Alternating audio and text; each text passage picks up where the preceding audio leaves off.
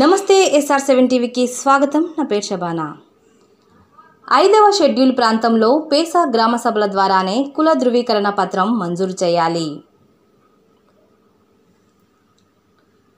ములుగు జిల్లా వెంకటాపురం మండలంలో శుక్రవారం మండల ప్రజా పరిషత్ కార్యాలయం వద్ద పేసా కోఆర్డినేటర్ మరియు వెంకటాపురం మండల పేసా మొబిలైజర్ సమావేశం జరిగింది.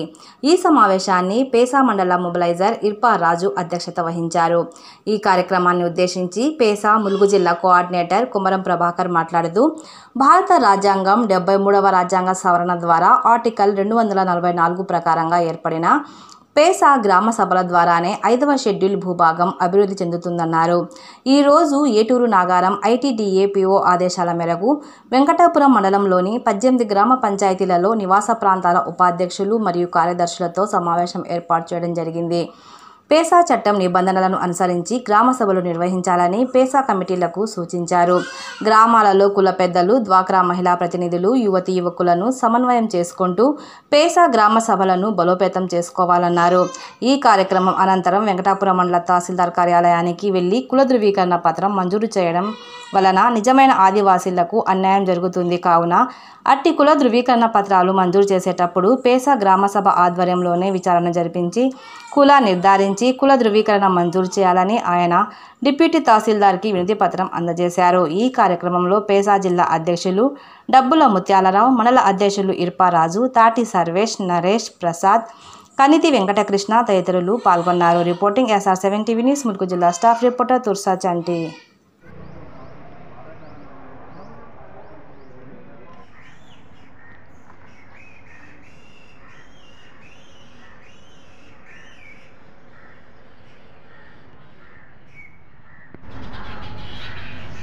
ములుగు జిల్లాలోని వెంకటాపురం మండలంలో ప్రతి విలేజ్లో కూడా గిరిజనేతరులు గిరిజనుల పేరుతో సర్టిఫికెట్లు తీసుకొని గిరిజనుల మధ్య అగాధాలు సృష్టిస్తున్నటువంటి గొడవలు సృష్టిస్తున్నటువంటి వాటిని మా దృష్టిలోకి వచ్చినందున వెంటనే పేసా కమిటీ అందరినీ కూడా మేము ఒక సమావేశం ఏర్పాటు చేసుకొని ప్రతి విలేజ్లో ఈ వెంకటాపురం మండలంలో ఉండబడినటువంటి 18 గ్రామ పంచాయతీ పరిధిలోని హ్యాబిటేషన్లలో కూడా ఎంతమంది అయితే నాన్ ట్రైబల్గా చలామణి అవుతున్నారో వాళ్ళ పేరు గుర్తించి వాళ్ళ సర్టిఫికెట్లు రద్దు చేయాలని చెప్పేసి వెంకటాపురం నాయబ్ తహసీల్దార్కి ఒక వినతి పత్రం ఇవ్వడం జరిగింది.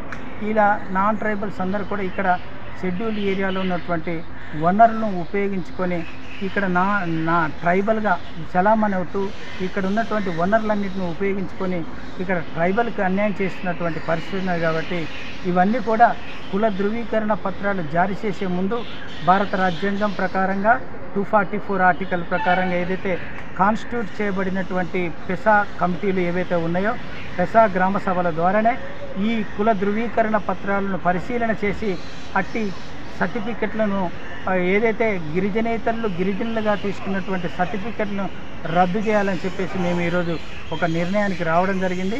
అది పెసా గ్రామ సభల తీర్మానాన్ని కూడా తహసీల్ కార్యాలయం వాళ్ళు అవన్నిటిని కూడా పరిశీలించిన తర్వాతనే వాళ్ళకి కుల ధృవీకరణ పత్రాలు జారీ చేయాలని వాళ్ళని కోరడం జరిగింది. కాబట్టి ఈ నకిలీ ధృవీకరణ ST ధృవీకరణ పత్రాలతో చలామణి అవుతున్న వాళ్ళందరినీ కూడా ఈ 18 గ్రామ పంచాయతీల పేసా మొబిలైజర్లను కోరనైనది ఏమిటంటే వాళ్ళందరినీ కూడా గుర్తించి ఇటు సర్టిఫికెట్లు రద్దు చేసే విధంగా ట్రైబల్కు న్యాయం జరిగే విధంగా మన పేసా కమిటీలు పనిచేయాలని చెప్పేసి వాళ్ళని కోరడం జరుగుతుంది.